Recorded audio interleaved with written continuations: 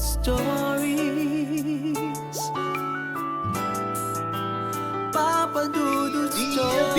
Papa Dudut, sa lahat po ng mga nakatutok ngayon, huwag pong kalimutan mag-like, mag-share at mag-subscribe. Maraming salamat po sa inyong lahat.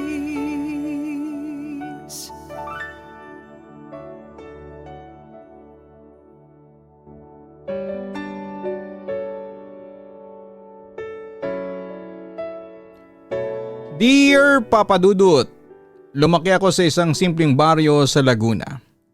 Bunso ako sa 4 na magkakapatid. Araw-araw ay ganito ang routine ko. Gigising ng maaga, walis sa harapan ng bahay, tulong sa tindahan, tapos ay takbo sa school. Normal yung buhay namin, walang ingay, walang drama. Si Papa ang nag-encourage sa akin na mag-dance lessons sa munisipyo. Sabi niya subukan mo at baka yan ang maging paraan mo para maabot mo ang mga pangarap mo. Pero habang tumatagal ay lumalala ang sakit niya. High school ako noon. Isang gabi habang nagluluto ako ng ulam ay bigla siyang napaupo sa sofa. Narinig ko siyang parang hinihingal ng malala na. Paglapit ko ay nanginginig na yung kamay niya. Jenica, huwag kang titigil sa pangarap mo ha. Sabi niya mahina pero malinaw. Doon ako napaiyak. Doon na ako nagdesisyon na huminto sa kolehiyo at magtrabaho sa Maynila. Simula pagkabata hindi naman ako yung tipo ng batang nag-aalala agad sa mga bagay. Madalas kapag may problema sa bahay, si Mama ang maingay. Si Papa naman ang tahimik, tapos ako yung nasa gitna na umaasang bukas ay magiging mas okay na ang lahat. Ganon lang ang takbo ng mundo ko ng mga panahon na yon. Simple at hindi ko iniisip ang mga mabibigat na bagay. Pero habang tumatanda ako ay napapansin ko na may mga tao talagang kahit na anong pilit nilang ayusin ang buhay nila, may dumarating at dumarating pa ring pagsubok, Papa Dudut. Nagsimula akong maging mas tahimik noong nagtatrabaho na ako. Hindi ko alam kung dahil ba mas dumadami ang nangyayari sa buhay ko o dahil mas napapansin ko na may mga bagay talaga akong walang kontrol. Pero kahit na ganoon ay sinubukan ko pa ring magpakatatag para kina Mama at kay Papa. Ako kasi yung panganay kaya kahit na hindi nila sinasabi ay nararamdaman kong may inaasahan sila sa akin. Sabi ni Mama ay mas mabuti raw na maaga akong matuto, tumayo sa sarili kong paa para hindi ako umasa sa iba. Wala naman akong reklamo noon. Excited pa nga ako. Nung una, ang saya ko kasi pakaramdam ko ay lumalaki na ang mundo ko. Pero habang tumatagal ay unti-unti ko nararamdaman na hindi pala madali ang malayo sa pamilya. Lalo na kapag gabi at wala kang makausap kundi ang sarili mo. Iba pala yung bigat kapag alam mong walang uuwian kundi maliit na kwarto na inuupahan mo para lamang makapagtrabaho. Nagtatrabaho ako noon sa isang maliit na cafe. Madalas ako nagsisimula ng maaga at umuwi ng gabi. Ayos lang naman sa akin. At least may kinikita ako. Pero habang tumatagal ay ramdam ko yung pagod na parang hindi nawawala, Papa Dudut. Minsan nga'y napapaisip ako kung nasaan ba at saan papunta ang buhay ko. Kung tama ba yung mga ginagawa ko. Pero tuwing naiisip ko sina Mama at Papa ay bigla akong tumatayong muli kasi para sa kanila ko ginagawa ang lahat ng iyon. Pagdating ng ilang buwan, napansin kong kakaiba na ang ton ni Mama tuwing tumatawag siya. Dati po ay madaldal siya, Papa Dudut. Mabilis magkwento tungkol sa kapitbahay, sa aso namin, sa mga nangyayari sa kanila sa probinsya. Pero noong panahong yun ay parang ang bigat ng boses niya. Laging may iniisip at laging may kinikimkim. Kapag tinatanong ko naman kung may problema siya, ang sagot niya lagi ay wala anak, pagod lang. Kahit na hindi siya nagsasalita ay alam kong may hindi siya sinasabi. Isang gabi nag-message si Mama na kailangan daw niya akong makausap ng personal. Kinabahan ako kaagad kasi hindi naman siya ganyan dati. Tinawagan ko siya pero ang sabi niya ay umuwi ka kung kaya mo. Ayaw kong sa telepono mo marinig. Doon ako kinabahan ng todo. Parang sumikip ang dibdib ko at ilang araw akong hindi mapakali. Iniisip kung ano nga bang nangyayari sa bahay, Papa Dudut. Nagpaalam ako sa trabaho na uuwi muna ako sa probinsya. Kahit mabigat sa bulsa ang pamasahe, wala na akong pakialam. Basta makauwi ako para malaman ang katotohanan. Sa biyahe ko pa lamang ay ramdam ko ang kaba. Para bang bawat oras ay lumalakas ang kutob ko na may mabigat na balitang naghihintay sa akin. Pagdating ko sa bahay, nadatnang ko si Mama sa kusina, nakaupo siya sa bangko, nakayuko. Hawak yung baso ng tubig pero hindi niya iniinom. Pag upo ko sa harapan niya ay hindi ko alam kung paano sisimulan. Siya ang unang nagsalita. Nak, may sasabihin ako pero sana'y maging matatag ka. Hindi agad ako nakapagsalita at naghintay lamang ako. Sabi niya, si Papa mo ay may sakit na. Hindi ko alam kung ano ang dapat kong maramdaman, naghahalo-halo ang lahat, takot, lungkot at gulat. Pero ang pinakamasakit ay yung nakita ko kay Mama. Yung paraan ng pagkabigla niya, yung pagbabago ng boses niya, yung paulit-ulit niyang pagpahid sa luha. Doon ko naintindihan kung bakit siya laging malungkot kausap sa telepono. Nagpa-check up si Papa at kinailangan niyang magpagaling ng matagal. Hindi ko alam kung saan magsisimulang tumulong. Wala akong malaking pera, wala rin akong ibang pwedeng sandalan. Pero sa isip ko ay hindi ako pwedeng umiyak. Hindi ako pwedeng bumigay. Kung umiyak ako noon ay baka mas lalo lamang silang mag-alala at manghina. Kaya ang ginawa ko ay bumalik ako ng Maynila para mas kumita pa at may pangbigay kina Mama. Habang tumatagal ay parang lumalayo ako sa sarili kong buhay. Hindi ko na namamalayan ng oras, trabaho, uwi, tulog, balik trabaho, paulit-ulit lang. Pero kahit na ganoon ay hindi ako umuuwi na walang laman ang kamay ko na pera. Kung ano ang kaya kong ipadala, pinapadala ko. Minsan na hindi na ako bumibili ng bagong gamit, iniipon ko na lamang para may padala kina Mama. Hindi ko naman yon pinagsisihan kasi pamilya ko sila. Pero deep inside ay nararamdaman ko yung pagod, yung unti-unting panghihina ng loob ko. Isang araw habang nasa trabaho ako ay tumawag muli si Mama. Hindi ko kaagad nasagot kasi may ginagawa pa ako. Nang sumagot na ako ay wala pa siyang sinasabi pero narinig ko na yung pag-iyak niya. Alam mo yung iyak na pilit na tinatago pero hindi niya magawa. Ganon yon. Parang may mabigat na dala. Nang makapagsalita na siya ang sabi niya, "Anak, lumalala na si Papa mo." Hindi ko na alam kung paano ko pipigilan ang luha ko noon, Papa Dudut. Nakaupo ako sa sulok ng cafe habang umiiyak at hindi na napansin kung may makakita sa akin. Wala na akong pakialam, ang naisip ko lamang noon ay kailangan ko nang umuwi at hindi ko kayang magtrabaho habang iniisip kong nahihirapan sila sa bahay. Pag uwi ko ulit ay nakita kong halos hindi na makatayo si Papa. Pero kahit na ganoon ay pinipilit pa rin niya akong ngumiti. Sabi ko pa nga noon ay, "Pa, magpagaling ka ha?" Pero ang sagot niya lang ay mahinang tango. Hindi ko masabi sa kanya na takot ako at hindi ko masabi sa kanya na hindi ko alam kung ano ang gagawin ko. Ang ginawa ko na lang ay umupo ako sa tabi niya at hinawakan ang kamay niya. Tahimik lamang kami. Hindi ko alam kung ilang minuto ang lumipas pero pakiramdam ko ay ang haba noon. Lumipas sa mga linggo. Lumalim ang pag-aalala namin. Pero kahit na anong hirap, sabay-sabay kaming bumangon. Kahit si Mama ay pilit na sinasabi na kakayanin namin. Pero sa loob ko, alam kong hindi na ganon kadali yon. Hanggang dumating yung araw na hindi ko inaasahan. Umaga noon, maaga pa pero gising na ako. Kasi hindi rin ako makatulog ng maayos. Pagbaba ko ay nakita kong nakaupo si Mama sa tapat ng pinto ng kwarto nila. Nakayuko siya at hindi pa man niya sabihin ay alam ko na. Lumapit ako, tumingin siya sa akin, namumugto ang mata at ang sabi niya ay, "Nak, wala na ang Papa mo." Hindi ko alam paano ako hihinga noon. Para bang tumigil yung oras. Hindi ako nagsalita at hindi rin ako agad umiyak. Pero yung pakiramdam na parang may tinanggal sa loob mo, yun ang tumama sa akin. Para akong hindi buo na mga oras na yon. Para akong may hinahanap pero wala. Sa lamay ni Papa ay hindi ako makapaniwala na ganoon ang naging katapusan niya. Tahimik lang siyang nakahiga doon habang ang dami naming gustong sabihin pero wala na siyang maririnig. Lumapit ako sa kanya pero hindi ko nagawang humagulhol. Hindi ko mahanap yung lakas. Hindi ko rin alam kung bakit. Siguro kasi umaasa pa rin ako na magigising ako at sasabihin niya na, "Anak, nandito lang ako." Pero hindi nangyari.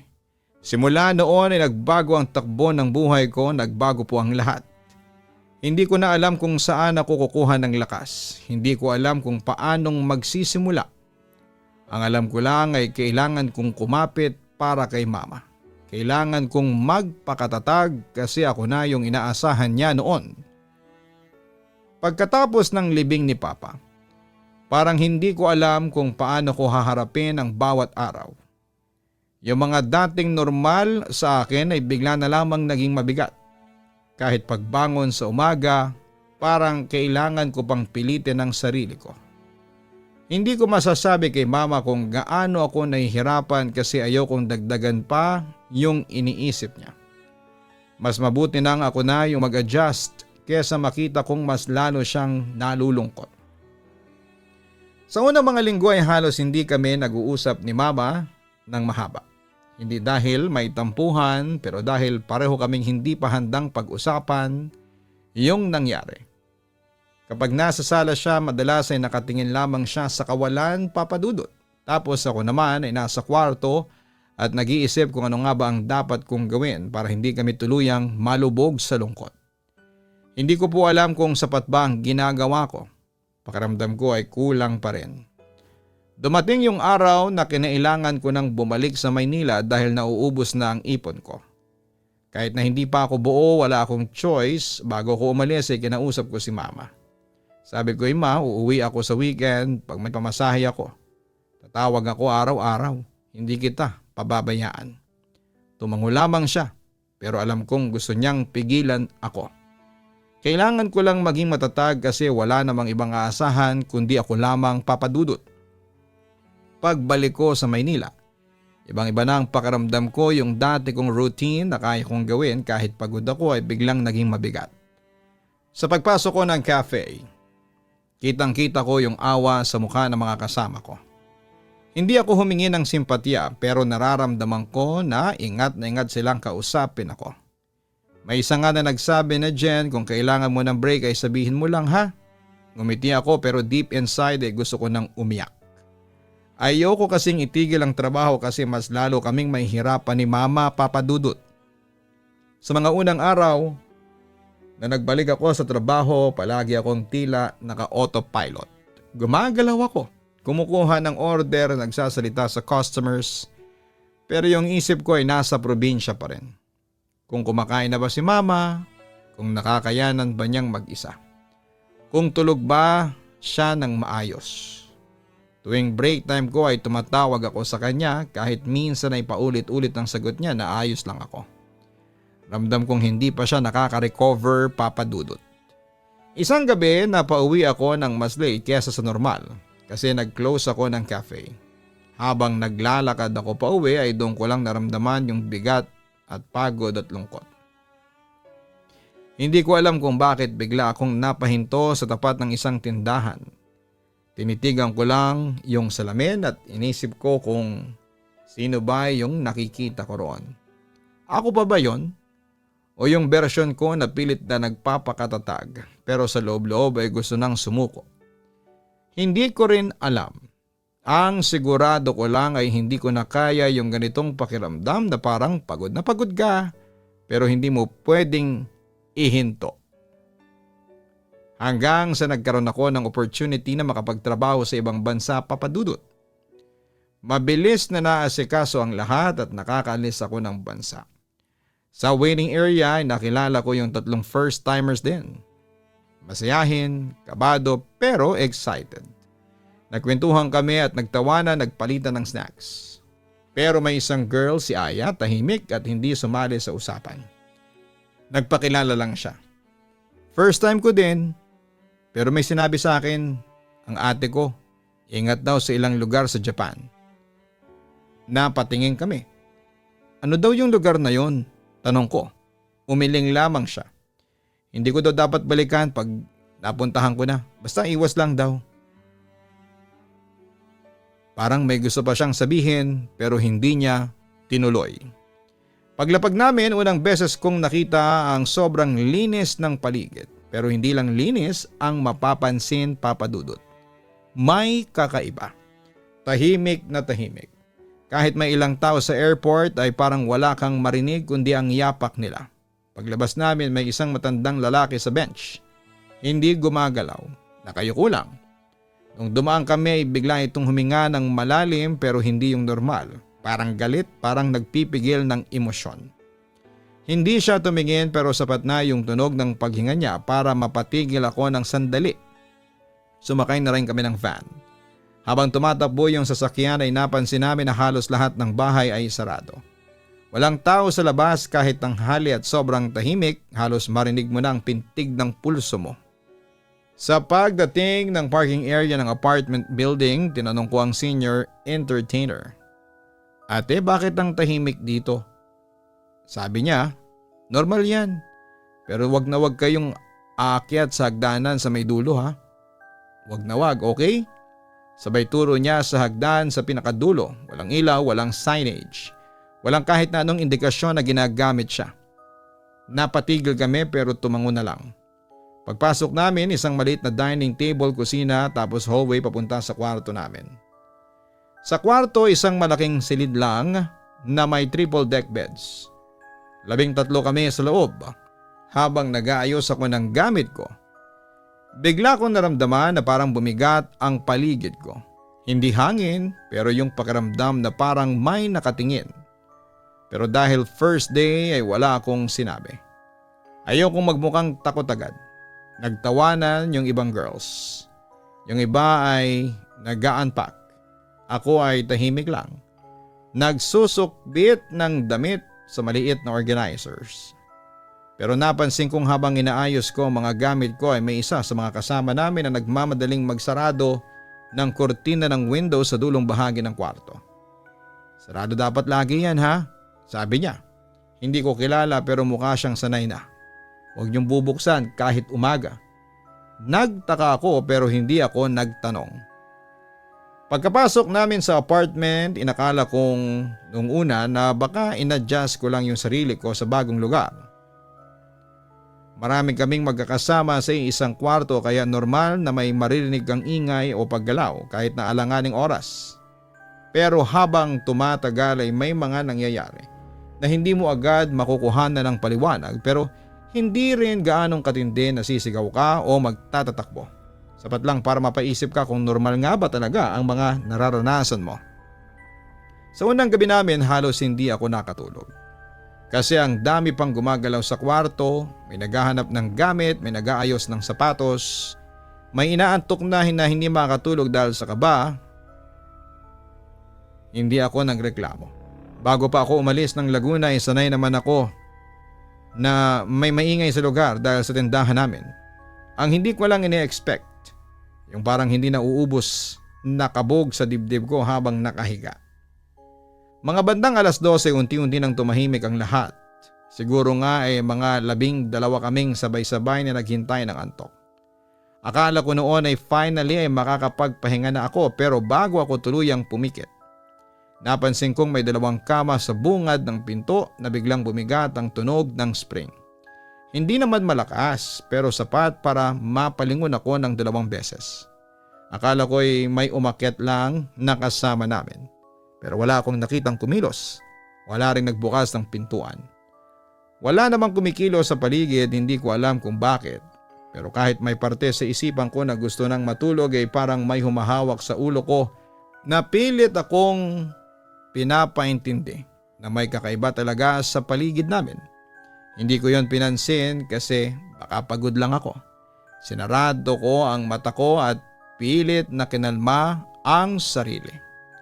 Kinabukasan maaga kaming ginising para pumunta sa agency. Habang naghihintay kami sa baba ng building, napansin kong medyo nanginginig yung isang kasama naming si Aya. Hindi ko alam kung dahil sa lamig o dahil may iniisip siya. Nilapitan ko siya at tinanong ko kung ayos lang ba siya. Sabi niya, Jen, may narinig ka ba nung gabi? Nagkatinginan kami at hindi ko alam kung sasagot ba ako ng diretsyo o mag-iingat sa mga sasabihin ko. Wala pa kaming masyadong bonding bilang magkakasama sa apartment at ayoko maging dahilan ng takutan. Kaya sabi ko lang baka may gumagalaw lang sa kama nila. Madami tayo kagabi. Umiling si Aya. Hindi na siya nagsalita pero ramdam kong hindi yon ang gusto niyang sabihin. Sa pag-uwi namin mula agency ay napansin kong parang mas tahimik yung hallway papunta sa unit namin kaysa sa normal. Walang dumadaan. Walang pumapasok, walang lumalabas, kahit yung mga katabing pinto, hindi man lang nag-iingay. Ang naririnig lang namin ay yung yapak namin habang naglalakad papadudot. Pagpasok namin sa unit ay naghiwalay kami ng ginagawa. Yung iba ay nagluto, yung iba ay nagphone, yung iba naman ay nagpahinga. Ako naman ay inayos ko ang gamit ko sa maliit na compartment sa tabi ng kama. Habang nagsusuksok ako ng damit ay biglang may narinig akong kumalabog mula sa kwarto malapit sa kusina. Hindi malakas pero sapat para mapalingon ako agad. Tinawag ko yung kasama naming senior entertainer na si Ate Mina. Ate, may bumagsak ba doon? Tumingin lang siya saglit at sinabing hayaan mo lang yan, Janica. Ganyan talaga dito. Biglang may bumagsak o gumalaw na mga gamit. Basta wag kang pupunta sa dulo ng hallway, sabay baling niya ulit sa ginagawa niya. Doon na ako nagtaka. Hindi ko alam kung bakit paulit-ulit nila yung bilin tungkol sa dulo ng hallway. Hindi ko rin alam kung ano ang meron doon para mabanggit nila ng ganon kaseryoso. Gusto ko sanang magtanong pa pero ayaw ko namang magmukhang takot. Isa pa bagong lipat labang ako at ayaw kong isipin nila na maarte at matatakotin ako. Lumipas ang ilang araw at medyo nakakapag-adjust na kami.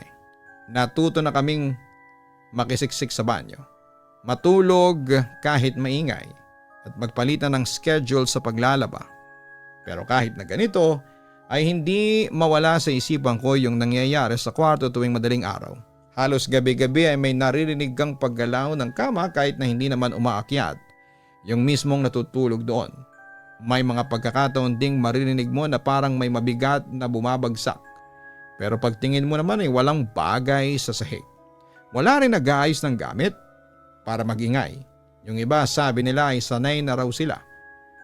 Pero ako kahit na pinipilit kong maging kalmado ay hindi ko ma-deny na may pumapasok sa akin na kakaibang pakiramdam tuwing papalapit na ang madaling araw. Minsan mga bandang 3:00 ay nagigising ako kasi parang may umuupo sa gilid ng kama ko. Hindi naman yung tipong lulubog ang kama ko, kundi yung pakiramdam na may gumalaw sa tela at parang may tumama na tuhod o kamay sa gilid. Napabangon ako at napalingon pero nakita ko lahat ng kasama ko ay tulog na. Walang gumagalaw, walang namumula sa mata, walang nag-a-adjust ng kumot. Wala ring lumabas para mag-CR. Wala. Ako lang po yung gising.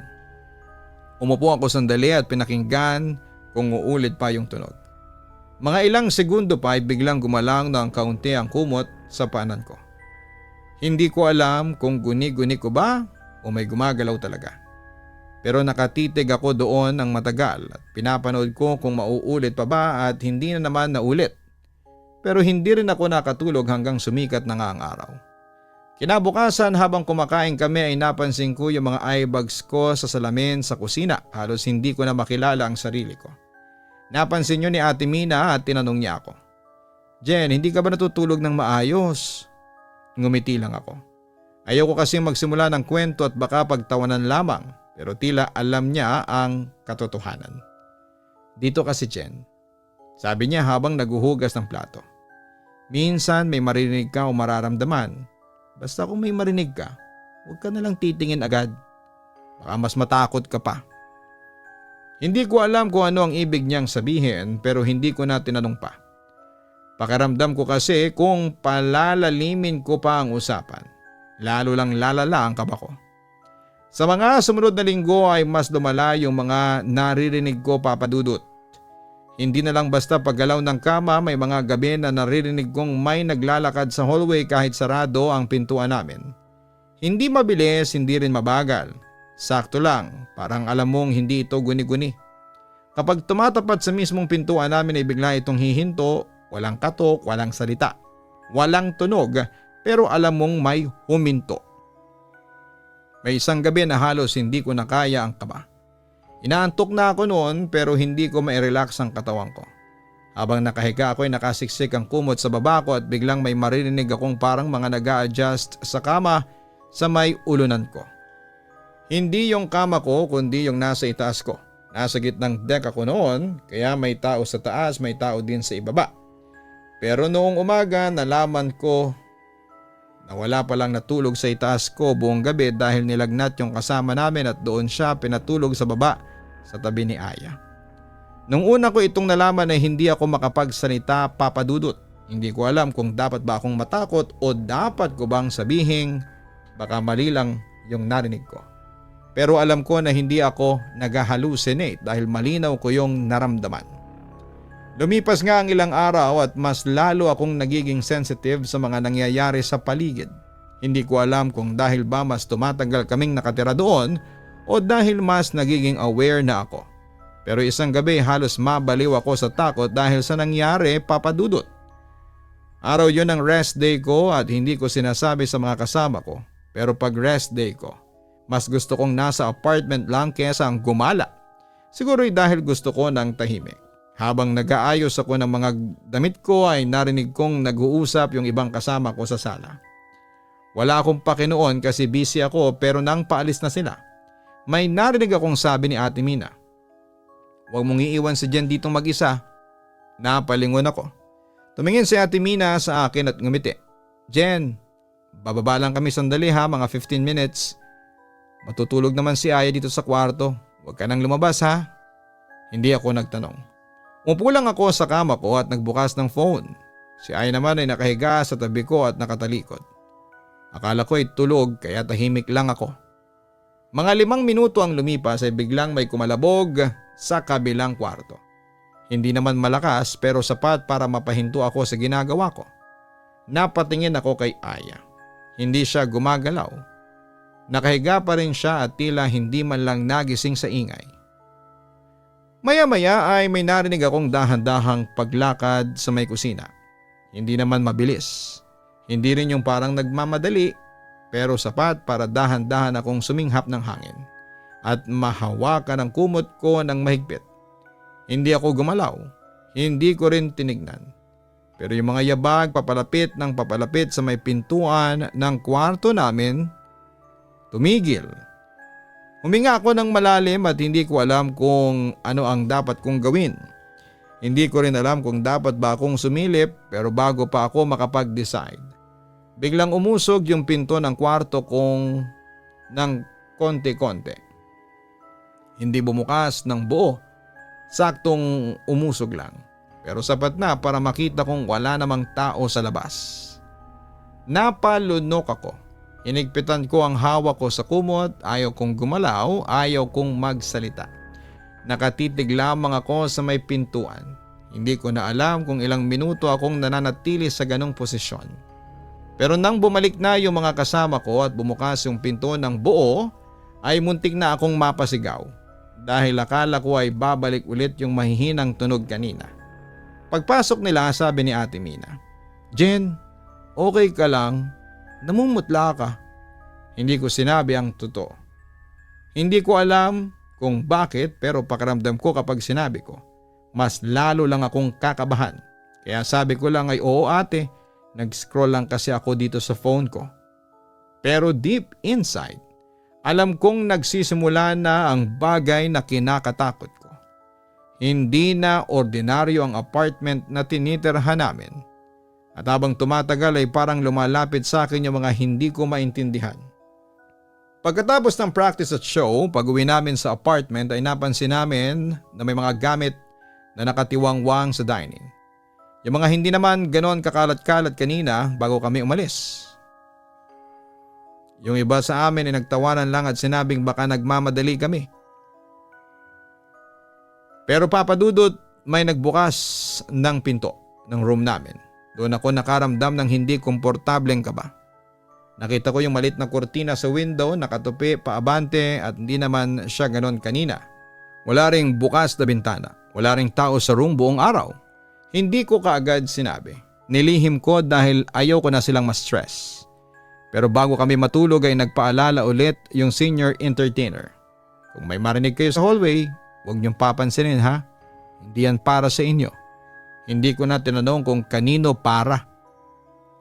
Papadudot mga 2:40 AM nung nagsimula na yung tunog sa dulo ng hallway. Hindi siya mabilis, hindi rin maingay pero hindi rin pwedeng sabihing hangin o pusa o kapitbahay. Kasi alam naming walang tumatao sa dulo ng hallway. Kahit guards ay hindi rin nagpupunta doon. Pero ang pinaka kinakabahala ko ay hindi lang tunog ang narinig ko. May dumaan. Hindi tao, hindi rin hayop basta may dumaan sa pinakadulo. Mabilis, isang pasada lang pero malinaw na may gumalaw. Hindi ako makagalaw, nakaidlip na yung iba pero ako ay gising na gising. Pagkatapos noon ay may tumigil sa harapan ng pintuan namin at hindi ko makita. Hindi ako tumingin ng diretsyo. Pero naririnig ko ang paghinto papadudot. Nang nilalang na yon. Mabagal at matagal. Tumayo na yung balahibo ko pero pinagpipilitan kong hindi gumalaw. Kahit paghinga ko ay halos pigil na pigil. Hanggang sa may kumaluskos. Dahan-dahan nasa mismong labas lang ng pinto namin at parang may nag-aabang. Ilang minuto ang lumipas bago ito umalis. Nung bigla kong naramdaman na wala na sa harapan ng pinto. Saka ako nakahinga, saka ako tinignan ng phone ko 3:11 AM. Papadudot hindi ko na po kinaya. Kinabukasan nagpa-transfer ako sa ibang unit. Walang kahit isang segundo akong nagdalawang isip. Hindi ko na inalam kung ano ang kasaysayan ng lugar na yon. Hindi ko na rin tinanong kung ano yung nakita ko. Ang mahalaga lang sa akin noon ay makaalis sa lugar na yon. Lahat kami ni Aya at dalawang iba pa ay nagpa-transfer. Yung iba naman ay nagstay, yung iba naman ay lumipat matapos ang isang buwan. Pero ako, hindi ko na binalikan pa ang hallway na yon kahit na isang beses. Sabi nila minsan daw ay may mga lugar na kahit na hindi mo intensyong puntahan ay dadalhin ka pa rin. At pag naranasan mo na, ikaw ang bahala kung iiwan mo ba o haharapin mo pa. Ako po ay pinili kong umalis, hindi dahil mahina ako, pero dahil alam kong hindi ko kailangang ipilit ang sarili ko sa lugar na hindi para sa akin. Lalo na kung mismong katawan ko nang nagsasabing umalis na. Simula noon, naging mas maingat ako, mas aware at mas pinapahalagang ko yung mga bagay na simple lang. Yung tahimik na tulog sa bahay, papadudot. Yung tawanan kasama ang pamilya ko, yung araw na walang kaba. Hindi ko alam kung ano talaga yung nasa hallway na yon. Pero kung tatanungin mo ako papadudot kung gusto ko pang malaman, hindi na po talaga.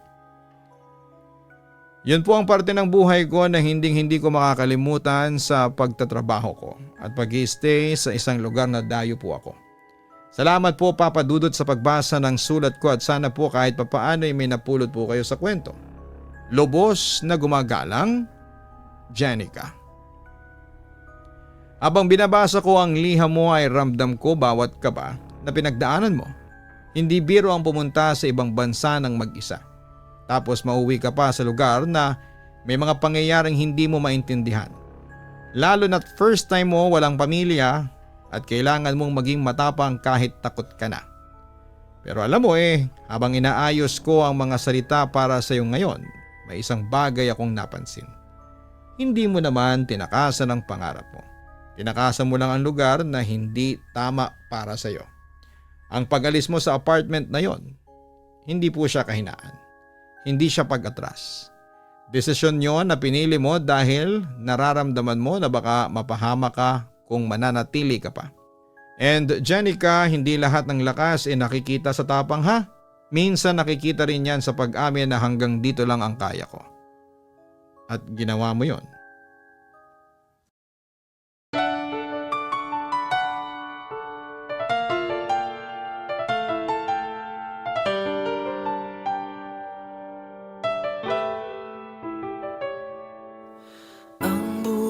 ay mahiwaga,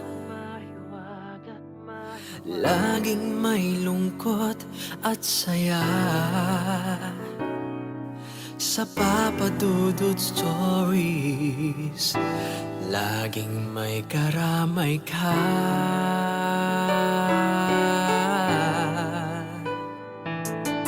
Mga problemang kaibigan,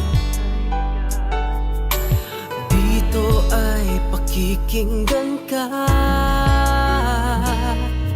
Sa Papa Dudut Stories, kami ay iyong kasama.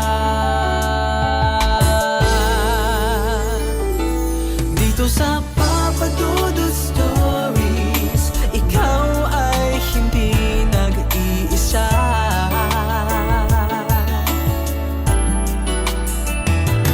Dito sa Papa Dudut Stories, may nagmamahal sa'yo. Papa Dudut Stories, Papa Dudut Stories,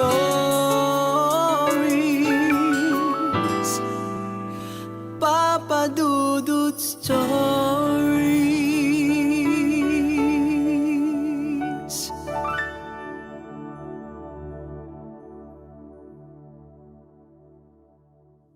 Matakot, kabahan sa mga kwentong nakakagimbal sa Kaistorya YouTube channel with daily post at 7 p.m.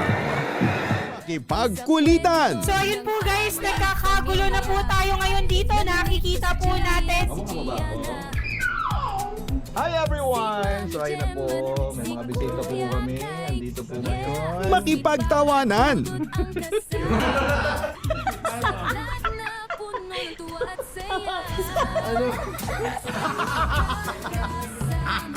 At minsan, makipag-iyakan. Lagyan na ng gamot. Kanina umiyak si Jen, sabi niya, Ama, tanggapin mo ang kapalaran ng iyong ama. Sa Papa Dudut Family YouTube channel. Subscribe na! Dito sa Papa Dudut Stories.